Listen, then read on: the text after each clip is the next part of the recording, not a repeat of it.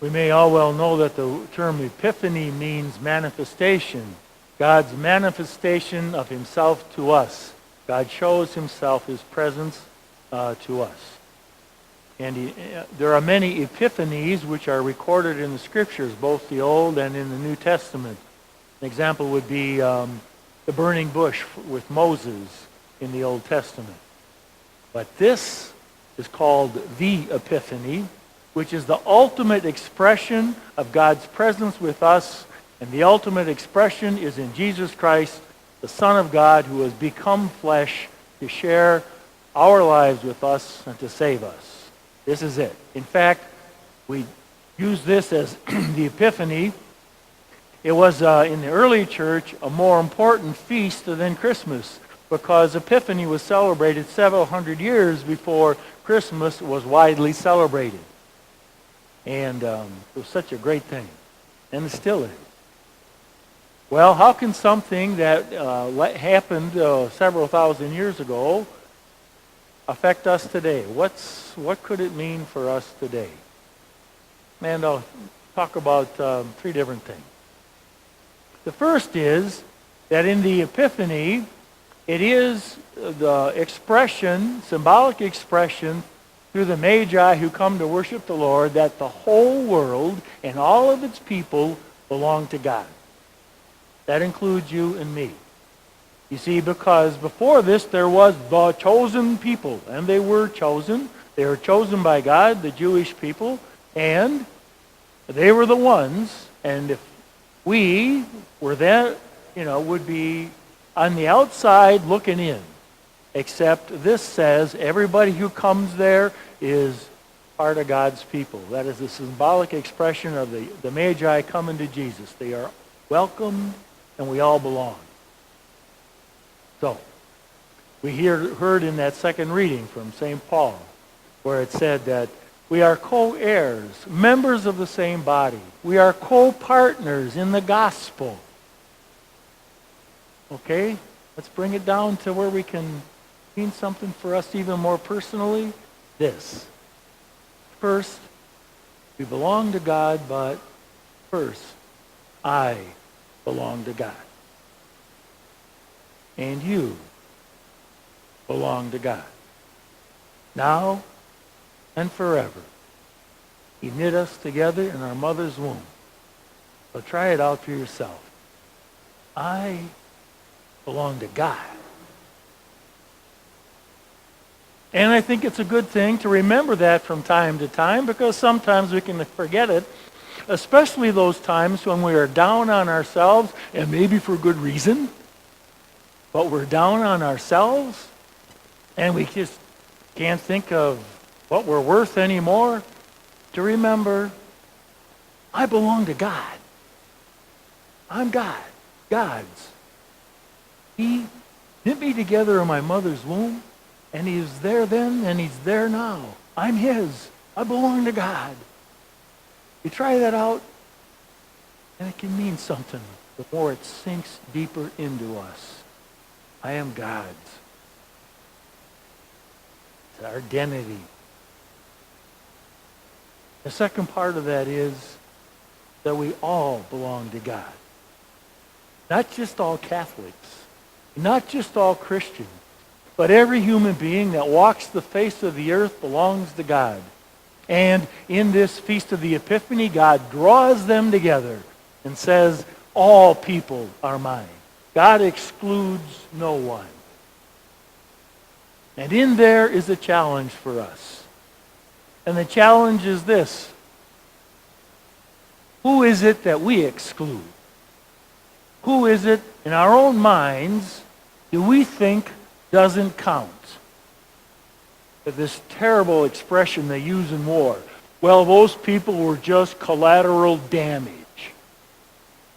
Who's collateral damage in our life? It doesn't matter if they get hurt or killed. Doesn't matter. Who are we prejudiced against? Who do we exclude as not worthy of our attention? That's the challenging part. I belong to God, and so do they. How is it that we can include them with a bigger heart.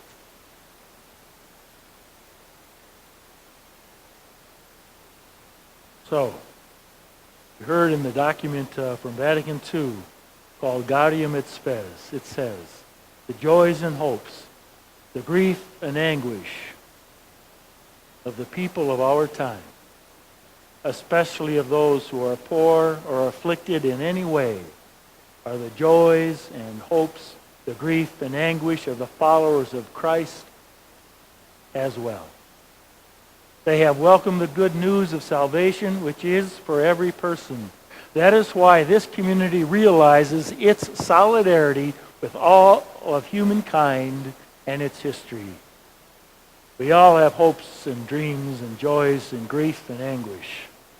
We all bleed the same. We all suffer the same. Suffer for our loved ones, suffer for ourselves. We all have those same kinds of hopes and joys. We're all God's. We all belong together. Better off this world will be when we live more that way. The second thing they tell us, the readings tell us about application to our life today, is that the Magi followed the star. Anybody see the stars last night? Dark sky, bright stars. The stars light up the darkness. The darkness I'm going to mention here is our own personal darkness, which we might not even recognize. Here are some things that I would call darkness. Our addictions and compulsions, the things that were kind of control us. Those arguments we have, maybe with our closest people, that we have over and over and over again. The same arguments, the same disagreements, it's just all the same. And we keep having it, and there's no insight, and we're not even looking for it. I just have to yell loud enough, then she'll agree with me. Or those kinds of things of our own mistakes, our own sins, the things that we do wrong time and time and time again, and we just think, oh, I got to live with it. Well, there's a star that comes to light up our lives, to say that it doesn't have to be that way. What do you have to do to see a star? You have to look up. The sky is clear at night, you can see stars. You got to look up. Because sometimes we get too confined to what is concrete in our everyday life. And sure, we have to attend to those things, but the star tells us that there's more to life than just the drudgery and the concrete stuff we got to go through. There's more going on in life than that. It enables us to see the beyond, and looking at Jesus Christ tells us there is something more to life than we now experience. We don't have to be walking in the darkness of those things which make life seem less meaningful. Look to Jesus Christ, the star says. He can help us to look beyond what is most obvious to our eyes. What's the second thing? Third thing is this, that the Magi went home by a different way. They changed. They changed what they did. They changed the familiar way that they came and went by another way. And in the new year, isn't it time for change? Time for those New Year's resolutions. Well, I think the last I heard, those New Year's resolutions generally last around 4 or 5, 6 weeks. People who sell memberships to those athletic clubs and stuff, it's like, oh, they like to get them in because first few weeks they know they'll be full, and after that they're gone. So what really hope do we have for change?